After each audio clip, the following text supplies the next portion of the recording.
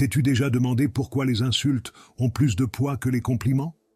La recherche nous a appris qu'un esprit fort et sain est fondamentalement un esprit heureux et que les pensées négatives empêchent notre esprit d'être sain. Mais les souvenirs douloureux et les pensées négatives sont notoirement difficiles à éliminer. Peu importe les efforts que tu fais, ton esprit a un biais de négativité qui résiste à l'élimination de la négativité qui sévit dans ta vie. Et si c'était parce que tout ce que tu crois à propos des pensées négatives, tout ce qu'on t'a enseigné, s'est avéré être un énorme malentendu? Ce que je m'apprête à partager avec toi va remettre en question tout ce que tu crois savoir sur la gestion des pensées négatives. Les idées reçues sur la façon de arrêter les pensées négatives se retournent en fait contre toi. La vraie solution est à la fois plus simple et plus capable de changer la vie que tout ce que tu as essayé jusqu'à présent. Dans cette vidéo, tu découvriras comment reprogrammer les schémas les plus profonds de ton esprit. Et ne t'inquiète pas, il ne s'agit pas de penser positivement, de supprimer tes pensées ou de tout ce que tu as déjà entendu 1 million de fois. Il s'agit de transformer le fonctionnement de ton esprit. Mais d'abord, nous devons comprendre que la plupart d'entre nous vivent dans des prisons que nous avons construites nous-mêmes. C'est une pilule amère à avaler, mais c'est la vérité. Nous pointons du doigt les circonstances, les autres personnes, notre passé, en croyant qu'ils sont la raison pour laquelle nous sommes incapables de résoudre les problèmes de notre vie. Nous demandons souvent « Pourquoi ne suis-je pas guéri? Pourquoi n'ai-je pas eu cette expérience mystique? Pourquoi le travail de mes rêves ne s'est-il pas manifesté? Comment se fait-il que je ne sois pas encore amoureux ?» La principale erreur que nous commettons ici est de chercher des preuves à l'extérieur de nous. Nous glissons vers une façon d'être inconsciente, habituelle et conditionnée. Nous oublions. Si nous voulons attirer une expérience à nous, nous ne pouvons pas la chercher. Nous devons la devenir. En fait, le fait de la chercher signifie que nous nous sentons séparés d'elle, au lieu d'être connectés à elle. Du point de vue de l'évolution, nos cerveaux, ces incroyables organes que nous portons en nous, ont été conçus pour nous protéger et nous aider à survivre, et non pour nous rendre heureux. Maintenant, considère la négativité comme le système de sécurité de ton cerveau, toujours en alerte, toujours à l'affût des menaces. Au début de l'histoire de l'humanité, prêter attention aux menaces mauvaises, dangereuses et négatives dans le monde était littéralement une question de vie ou de mort.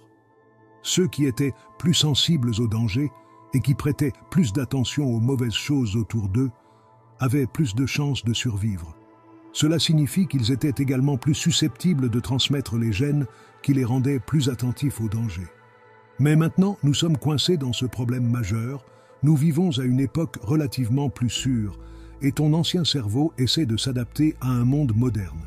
Il traite les courriels sans réponse avec la même urgence que les empreintes d'un prédateur, et les dettes de cartes de crédit avec la même alarme qu'une pénurie de nourriture. Pourtant, une fois que tu reconnais que la réponse de ton cerveau n'est pas toujours calibrée pour la réalité d'aujourd'hui, quelque chose d'étonnant se produit. Tu réalises que tu n'es pas à la merci de tes pensées, tu as beaucoup plus de contrôle que tu ne le penses. Tu peux les diriger, les façonner et même les faire taire. Lorsque tu maîtrises cela, ces pensées négatives qui ressemblaient à des sirènes hurlantes commencent à s'estomper. Elles deviennent comme des bruits de circulation lointains, présentes peut-être, mais elles ne commandent plus ton attention et ne dirigent plus ta vie. Joe Dispenza, expert en neurosciences et auteur, a expliqué en détail comment il est non seulement possible, mais important, de créer un nouvel esprit et de s'adapter à ce nouveau monde. Ce processus porte un nom, la neuroplasticité. Considère-la comme la capacité de ton cerveau à se sculpter lui-même, instant après instant, pensée après pensée. Chaque fois que nous apprenons quelque chose de nouveau ou que nous vivons une expérience inédite, le cerveau établit de nouvelles connexions synaptiques pour former de nouveaux modèles de réseaux neuronaux, et cela se produit à tout âge. Au plus profond de ton cerveau se trouve l'amygdale, ton système d'alarme interne. Lorsque des pensées négatives affluent, même en cas de revers mineur, ton cerveau est inondé d'hormones de stress, comme si tu étais face à un lion dans la nature. C'est pourquoi l'inquiétude peut être si physique. Le nœud dans ton estomac, la lourdeur dans ta poitrine, ces nuits sans sommeil à te retourner. Ton corps réagit à des menaces qui n'existent que dans tes pensées. Mais il y a un côté positif à cela. Si ton cerveau peut apprendre la négativité, il peut maîtriser la positivité avec la même habileté. La même neuroplasticité qui a renforcé tes doutes peut forger de nouvelles voies de confiance, de paix et de joie. Prenons l'exemple de la méditation. La recherche révèle que les personnes qui pratiquent régulièrement la méditation font taire les signaux urgents de leur amygdale tout en renforçant leur cortex préfrontal, le siège de la pensée rationnelle et des décisions sages. Cela signifie que tu peux littéralement redessiner la réponse de ton cerveau aux défis de la vie grâce à une pratique intentionnelle. Mais ce n'est que la partie scientifique. Voyons maintenant comment cela est lié à notre spiritualité et pourquoi la spiritualité est le chaînon manquant dans ce problème de négativité. Les pensées négatives ne surgissent pas de nulle part. Elles sont créées par des expériences passées, façonnées par des influences culturelles et endurcies par des schémas émotionnels que tu as inconsciemment renforcés. Repense à ton enfance. Étais-tu constamment critiqué? Les gens autour de toi te rabaissaient-ils? On te disait que tu n'étais pas assez bon? Tu as peut-être compris que c'est l'une des principales raisons pour lesquelles tu as développé un schéma d'autocritique et de négativité qui t'empêche encore d'avancer. Il s'agit d'une prophétie qui se réalise d'elle-même.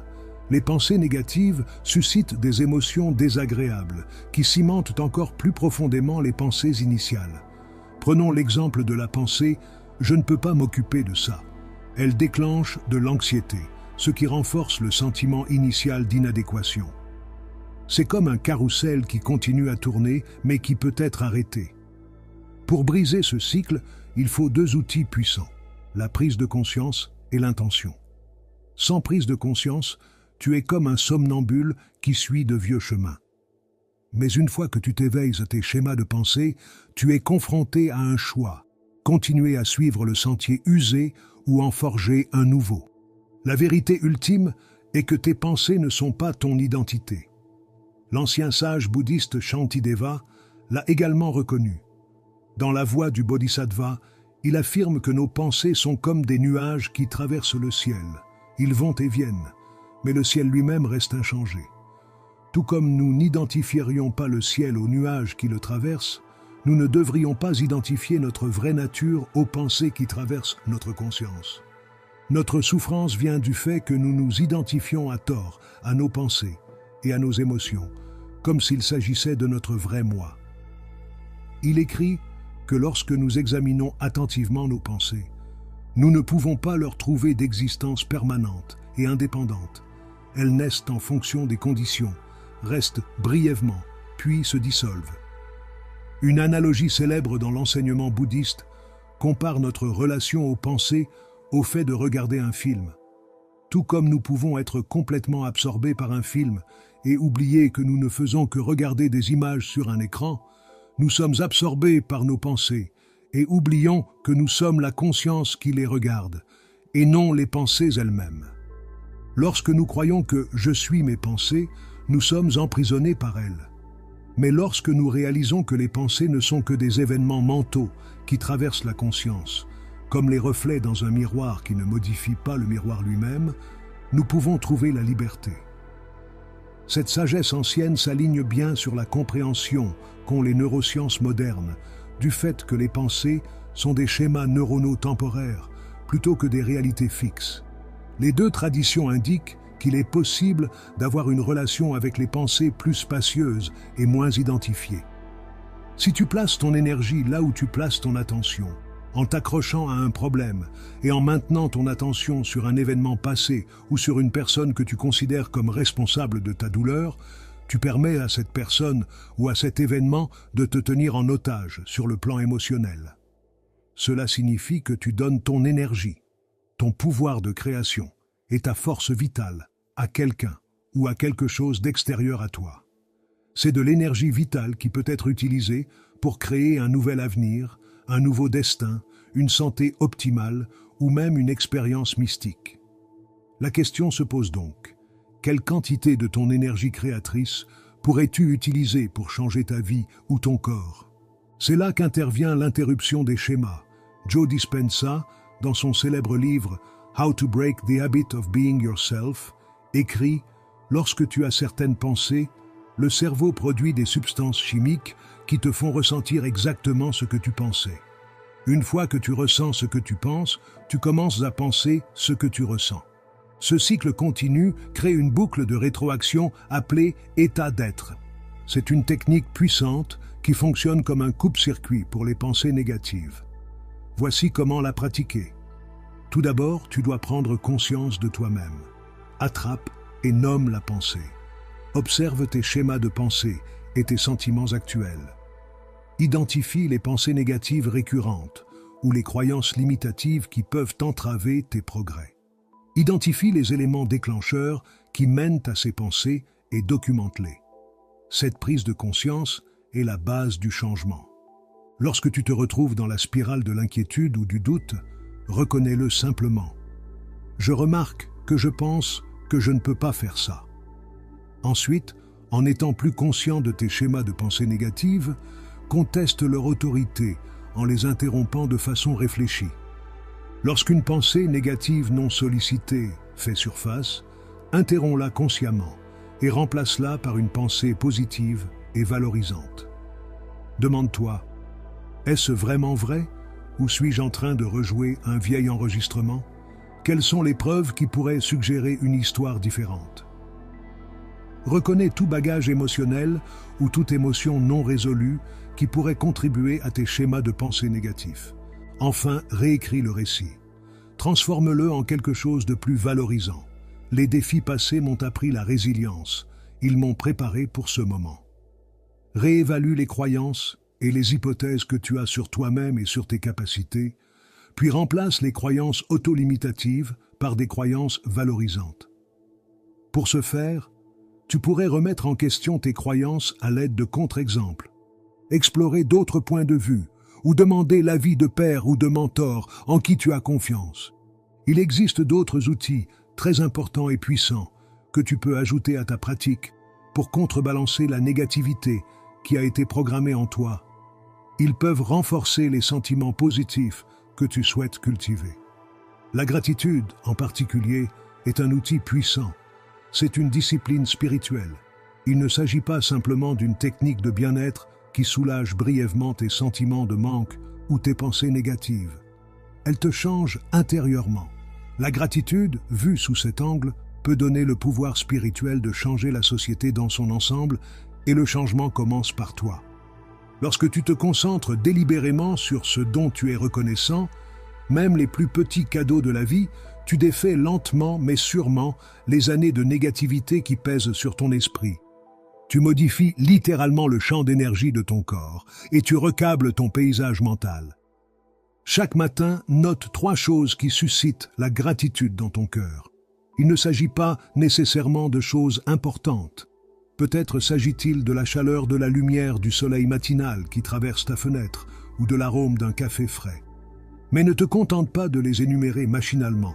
Ferme les yeux et laisse la gratitude inonder ton être. Sens-la se répandre dans ton corps, réchauffer ton cœur, jusqu'à ce qu'elle devienne une présence tangible. La gratitude est une reconnaissance gracieuse de tout ce qui nous soutient, un salut à nos bénédictions, grandes et petites.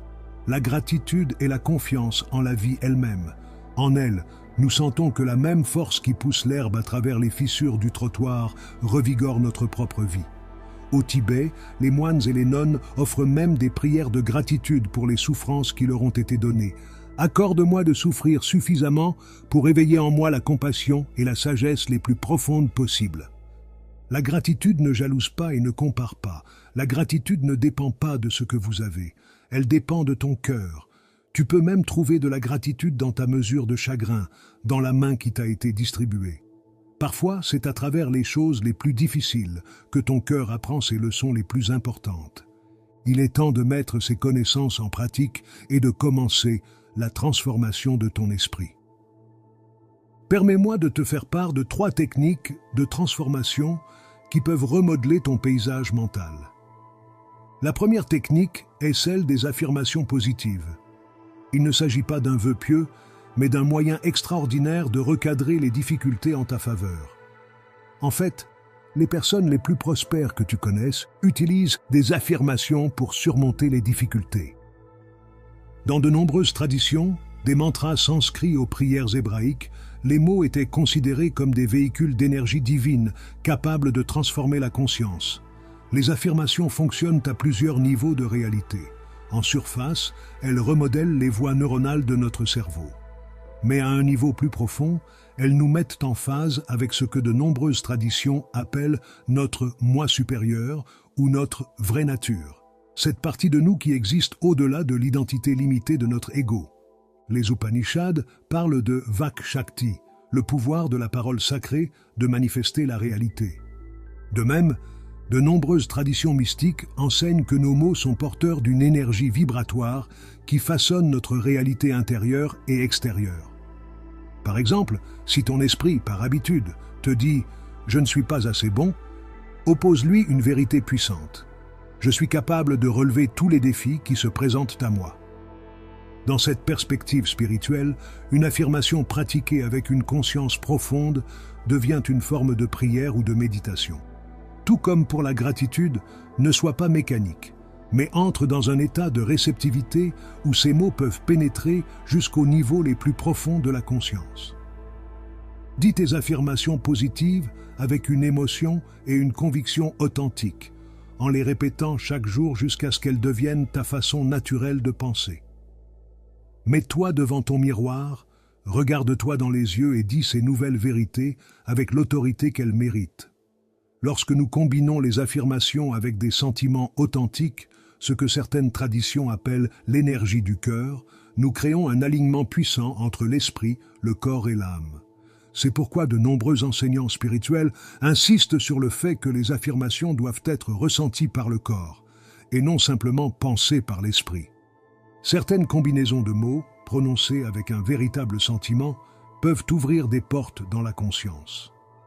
Tout comme un mantra peut nous amener à des états méditatifs, une affirmation bien choisie, pratiquée avec dévotion, peut nous aider à faire l'expérience de notre intégrité inhérente et de notre connexion à quelque chose de plus grand que nous. Elle nous aide à nous souvenir et à incarner des vérités que notre âme connaît déjà, mais que notre esprit a oubliées. Dis-toi, je crois qu'une puissance supérieure agit à travers moi et m'aide à atteindre mes objectifs. Ou j'accepte que la force universelle soit illimitée, par conséquent, je suis illimité. Ce sont des façons particulièrement puissantes d'affirmer ton chemin de vie. Tu peux même rester plus simple en te disant « je crois que je peux y arriver » ou « mes défis sont temporaires, ma volonté de les surmonter est permanente ». Sois reconnaissant, dis-toi « je ne m'inquiéterai pas pour aujourd'hui, je ne serai pas en colère pour aujourd'hui ». Il existe de nombreuses affirmations puissantes et courtes que tu peux créer en fonction de ta vie et de tes défis. La deuxième technique est la méditation.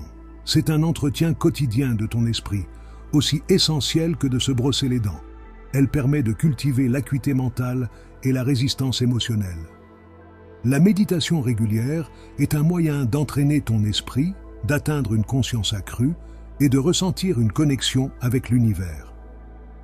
Laisse-moi te guider à travers une méditation douce pour commencer ton voyage. Trouve un endroit paisible et installe-toi confortablement. En fermant les yeux, concentre-toi sur le rythme régulier de ta respiration. Sens la tendre montée et la descente de ta poitrine.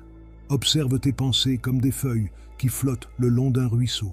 Tu n'as pas besoin de les suivre ou de les repousser. Observe-les simplement passer. Rappelle-toi que tu n'es pas ces pensées. Tu es le vaste ciel qui regarde les nuages dériver à travers lui. Tu es la conscience paisible qui est témoin de tout cela. Ressens cette vérité dans ton corps. Tu es plus grand que toutes les pensées qui traversent ton esprit. Tu es l'espace infini dans lequel toutes les pensées naissent et se dissolvent. Respire encore une fois profondément, en sachant que ton véritable pouvoir ne réside pas dans le contrôle des pensées, mais dans le fait d'être la conscience qui les observe. Ouvre les yeux chaque fois que tu es prêt, en emportant cette sagesse avec toi. Cela te donne du pouvoir et t'aide à atteindre ta conscience supérieure et à réaliser qui tu es vraiment. La troisième et dernière technique est la visualisation. Selon le Dr Joe Dispenza, la visualisation fonctionne en engageant le cerveau de façon à ce que tes objectifs te semblent réels et réalisables. Lorsque tu visualises quelque chose de façon vivante et cohérente, ton cerveau commence à croire que cela se produit déjà. Cela déclenche un processus appelé miroir neural, au cours duquel ton cerveau commence à créer de nouvelles voies neuronales qui s'alignent sur la réalité que tu visualises. La visualisation est reconnue depuis longtemps comme un outil puissant pour réussir, mais elle est souvent mal comprise ou sous-utilisée. Il ne s'agit pas de rêvasser à propos de ce que tu veux. Il s'agit de créer une image mentale vivante de tes objectifs et de tes désirs et de les ancrer dans ton subconscient. Lorsqu'elle est effectuée correctement, la visualisation peut t'aider à aligner tes pensées, tes émotions et tes actions sur la réalité que tu veux créer. Les humains ont utilisé la visualisation dans de nombreuses religions, tout au long de l'histoire de l'humanité, comme un moyen de se connecter à une énergie cosmique plus importante, qu'il s'agisse d'une divinité particulière ou du flux de l'univers. Grâce à la visualisation, les gens s'efforçaient consciemment d'élever leur propre énergie pour qu'elle corresponde à celle de la force vitale universelle, et cela leur donnait du pouvoir, en leur permettant d'imaginer à quoi ressemblerait la vie lorsqu'ils vivraient en tant que leur moi le plus élevé. Ferme les yeux et commence à créer une scène de ton moi transformé se déplaçant au cours d'une journée typique. Imagine-toi en train de te réveiller le matin, en te sentant léger et plein d'énergie. Comment ton corps se sent-il différent? Remarque l'absence de tension dans tes épaules, le sourire naturel qui se dessine sur tes lèvres. Sens les battements calmes et réguliers de ton cœur. Observe-toi en train de te déplacer dans tes activités quotidiennes.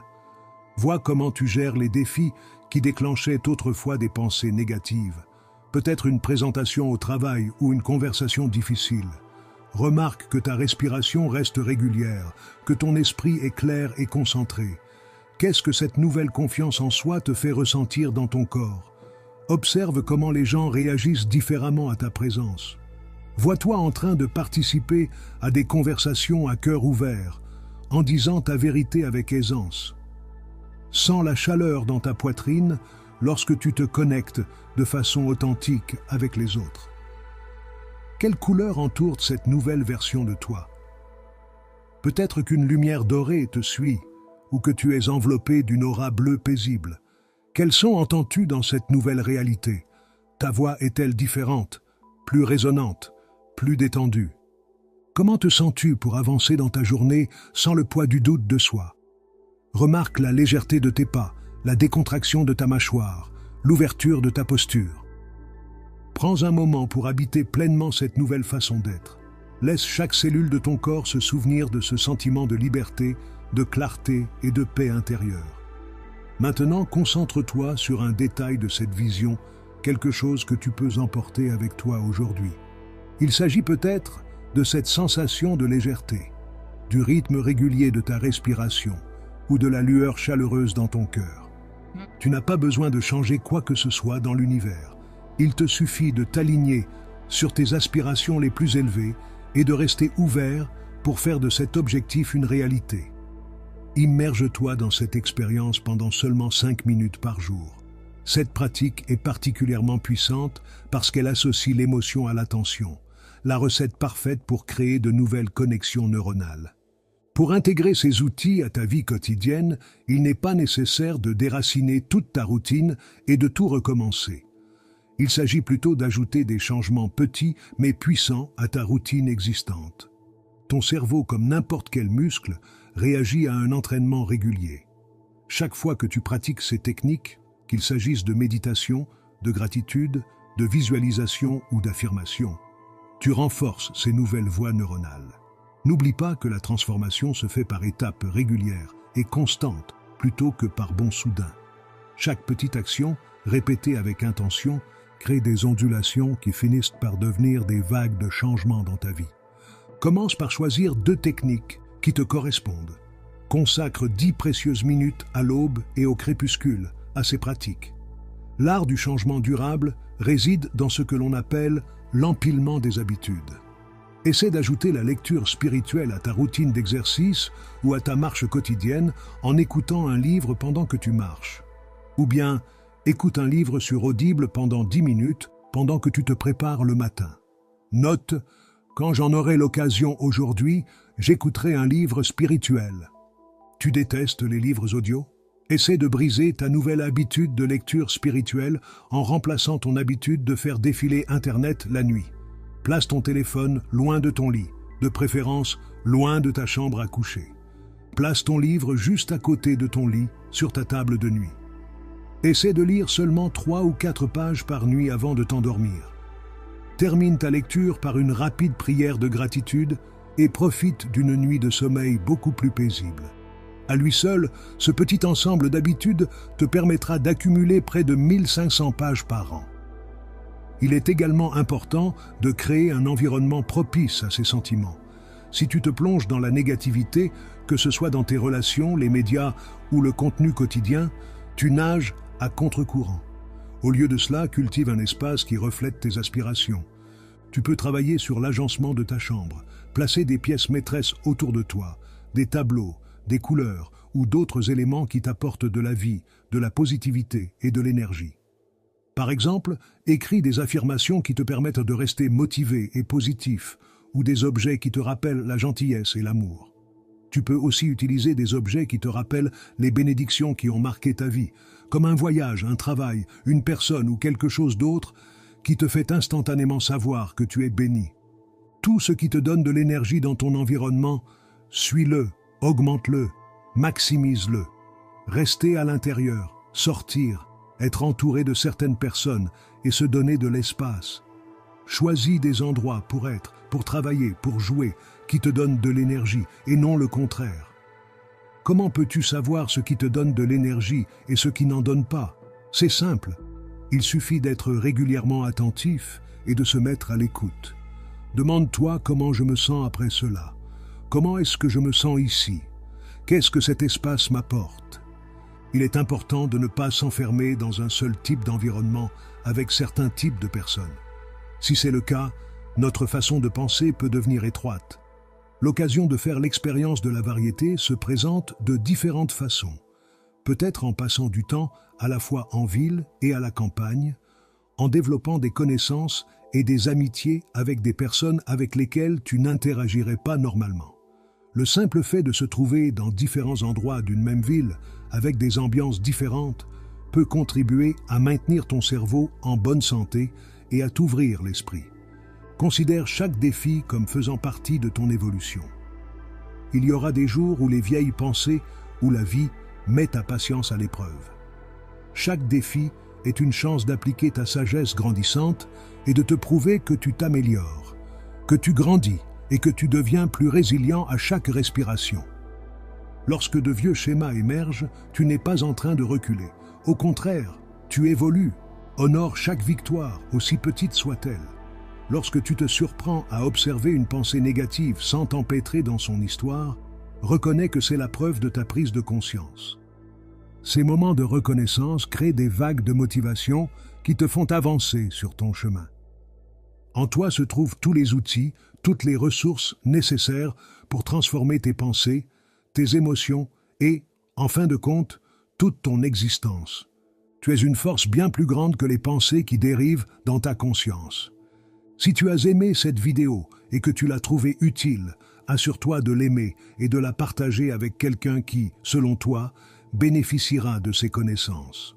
Abonnez-vous à notre chaîne pour plus de contenu utile comme celui-ci et apprenez d'autres moyens par lesquels vous pouvez transformer votre vie pour le mieux. On se retrouve dans la prochaine vidéo. Merci beaucoup d'avoir regardé.